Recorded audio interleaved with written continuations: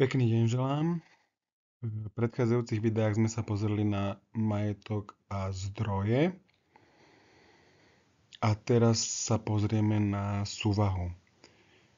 Všetky položky, ktoré sú na obrazovke, sú už aj s číslami jednotlivých účtov.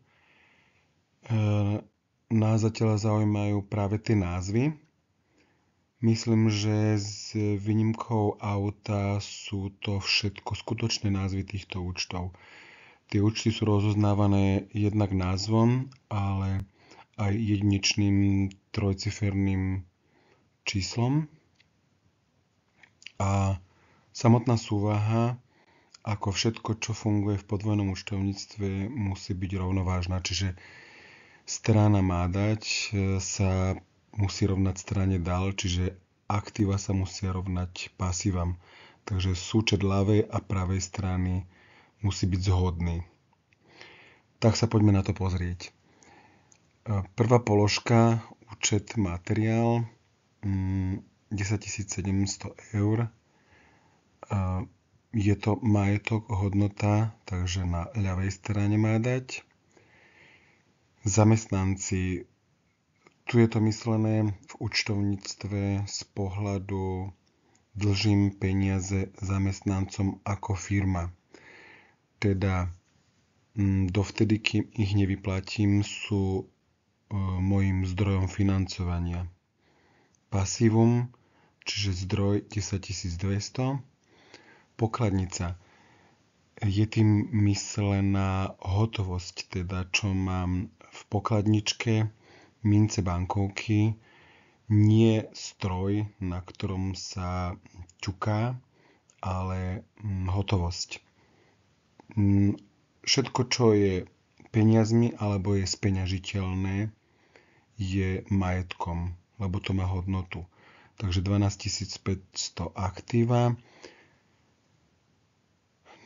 Auto, dlhodobý majetok, je to účet 022, asi najpoužívanejší dlhodobý hmotný majetok.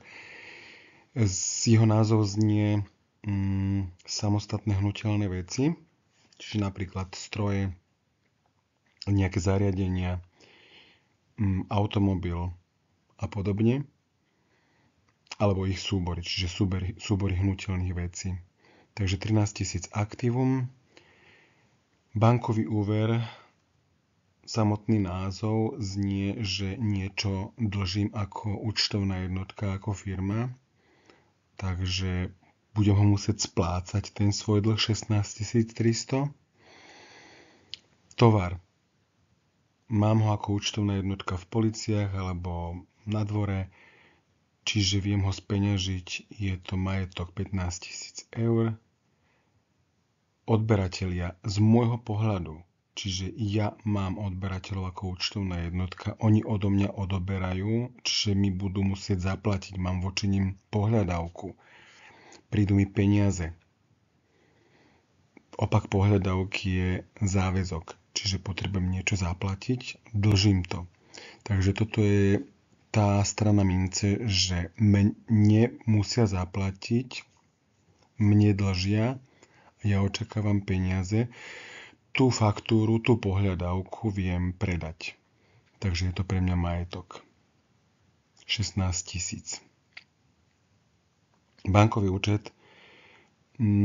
Jedná sa o peniaze na bankovom účte. Na mojom ako firmy bankovom účte mám 10 400, čiže to je môj majetok. Opačná strana odberateľov je dodávateľia, čiže ja ako firma mám svojich dodávateľov. Tí mi dodajú na faktúru niečo, takisto ako odberateľom ja dávam. Odberateľom dávam, keď predávam, čiže vyšlá faktúra. Dodávateľia zase vystavujú mne faktúry, čiže došla a budem ju musieť splatiť, čiže mám dlžobu 19 000 eur, pasívum. Takže správa sa to opačne ako odberatelia. Odberatelia mne zaplatia, očakávam peniaze, dodávateľia im musím zaplatiť, 19 000 mám dlh, ktorý raz budem musieť splatiť. Výrobky mám na sklade ako firma, ktoré môžem predať 18 000.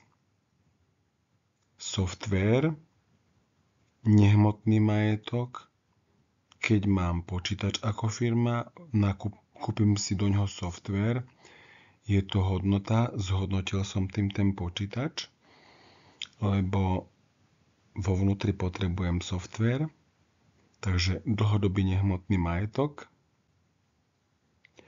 10 300. Ceniny, taká tretia položka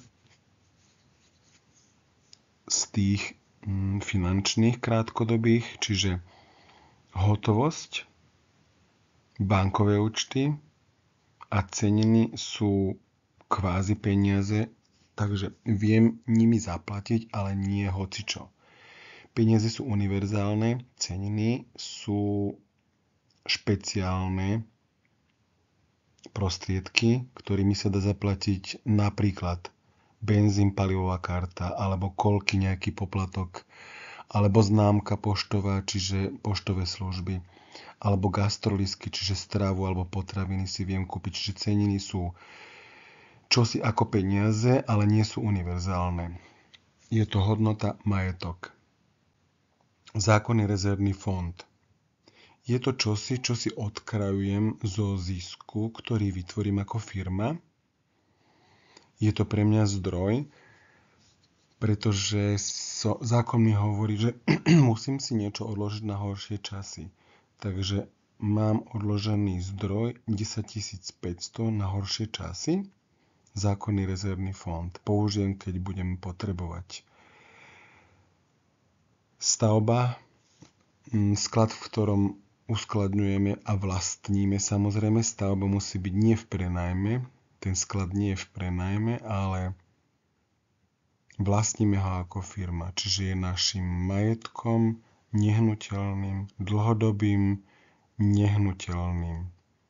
40 000.